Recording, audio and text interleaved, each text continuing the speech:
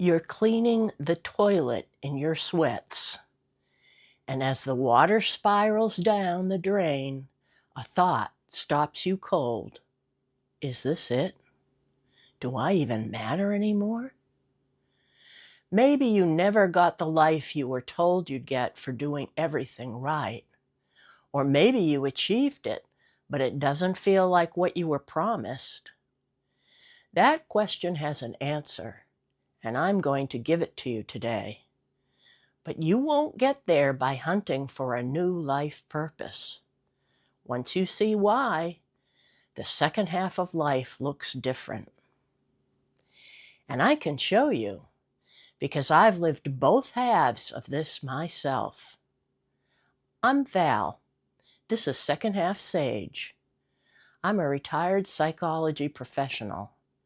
After caregiving my parents and then being refused health care I needed, I found thousands of women carrying their version of this.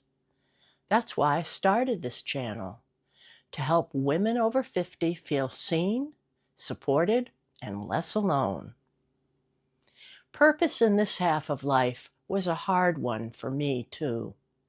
For a while, I didn't have a good answer. Here's what you were expected to live up to, and it was never really your choice. Along the way, you were told what a life that matters looks like for a woman. Be the best wife, a wonderful mother.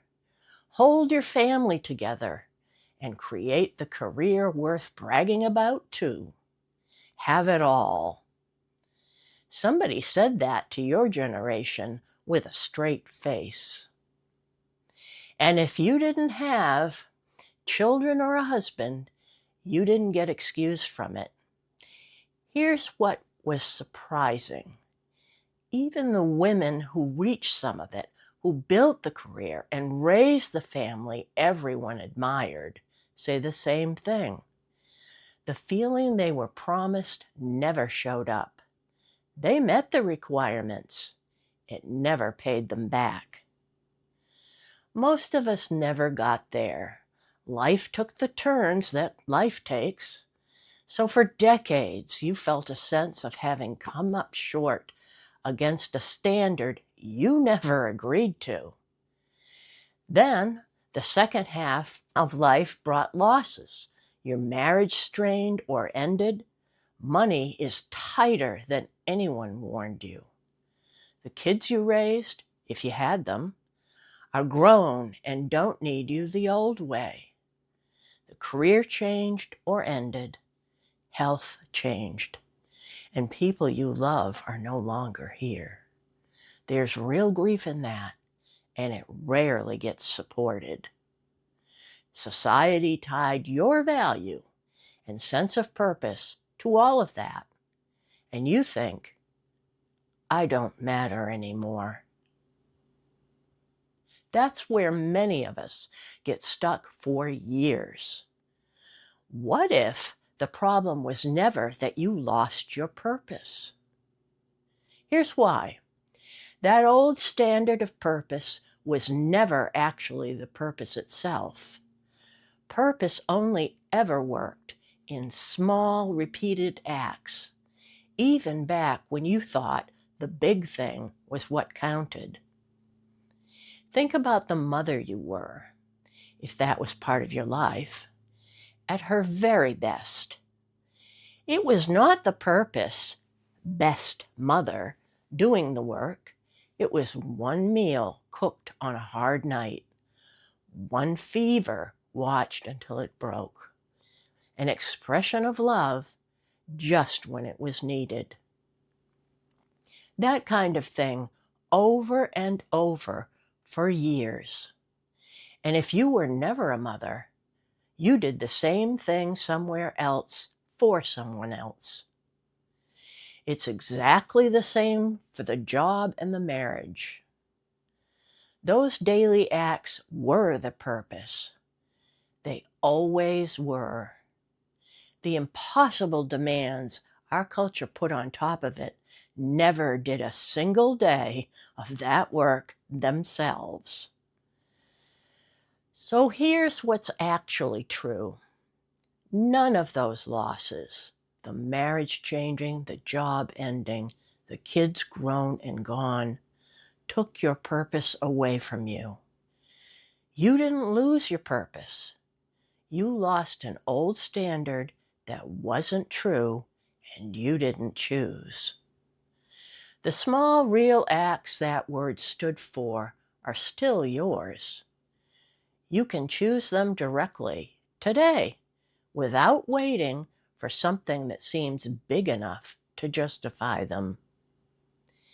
Before I give you the one thing to do with this, if this speaks to you, tap subscribe and stay. So what does this look like in your daily life? Finding your way back to mattering means choosing a handful of small actions, purposes, and doing them repeatedly as part of your daily life. I call this purpose stacking. Small actions, big meaning. So here's the thing I want you to do.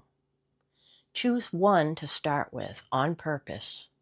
Pick one small thing you care about today, not necessarily what you valued at 30, whether that's making something with your hands, helping people, or anything you value.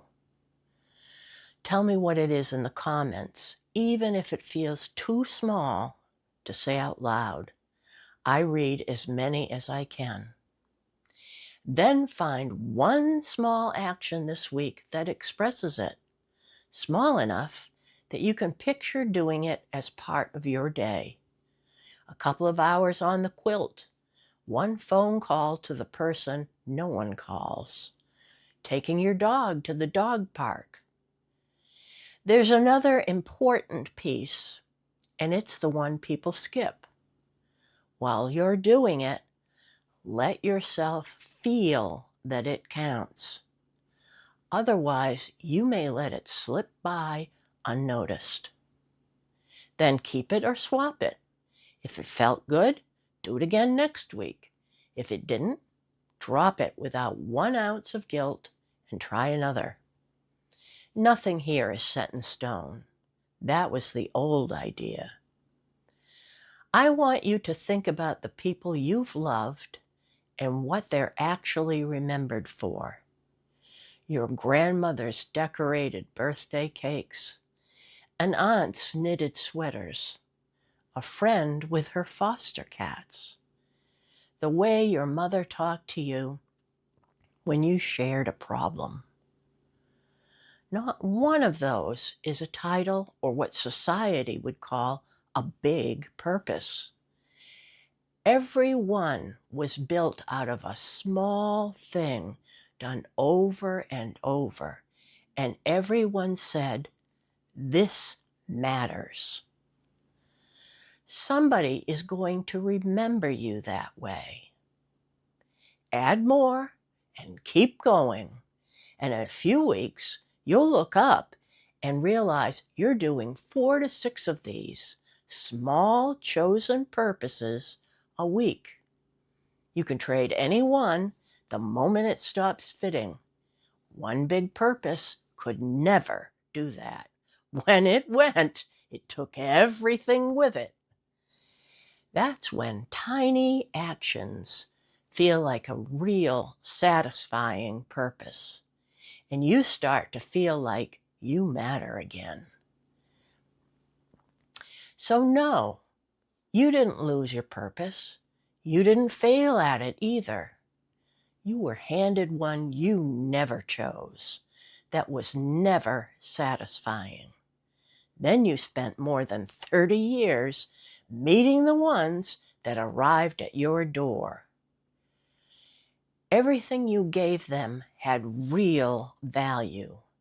But now, here in your second half of life, you're in control and you get to pick. Small, easy purpose stacks, adding up to real meaning. That's the part you get to enjoy. There's another conversation I'd like to have with you about this stage of life. And it's right there on your screen. Come find me there. To the sage in you.